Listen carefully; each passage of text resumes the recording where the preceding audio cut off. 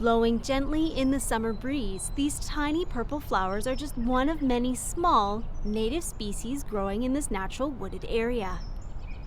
This quiet meadow sits atop Planta Park, located within the Stephenson Point neighborhood here in Nanaimo, and is home to a wide variety of native trees, wildflowers, and wildlife in its 7-hectare span. But it hasn't always looked this way. Like many of Nanaimo's green spaces, Planta Park has had its share of invasive species taking over, choking out tender plants like this little star flower.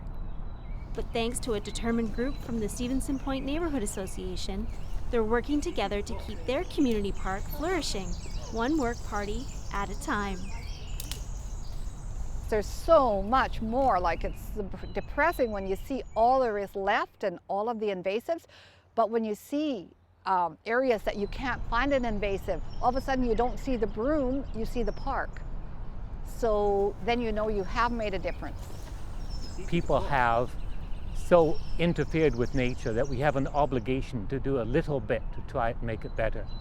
For Sandra, Philip, Gary, and Cookie, today's small work party is more than just about weeding out invasive plants. It's a common cause that brings neighbors together to socialize, connect, and to create a deeper sense of community. It's a common interest that can draw us together, because otherwise you just don't meet. We are social animals, of course, and we appreciate being together with people, doing something together. It's just a good feeling all the way around. We can make the piles much larger when a group of us are working together, and we see a lot of success quickly. Working together since 2002, the members of the Stephenson Point Neighborhood Association have made great strides in reducing the amount of invasive plants taking over many areas of the park. English ivy, Scotch broom, holly, Himalayan blackberry, and Daphne are just a few species that have been removed during work parties over the years.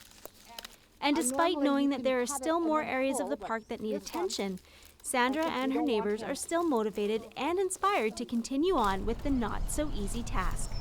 I think within the confines of the park that we actually have made a noticeable difference. So it's small in the big picture, but as far as Planta Park is concerned, we've made a major difference.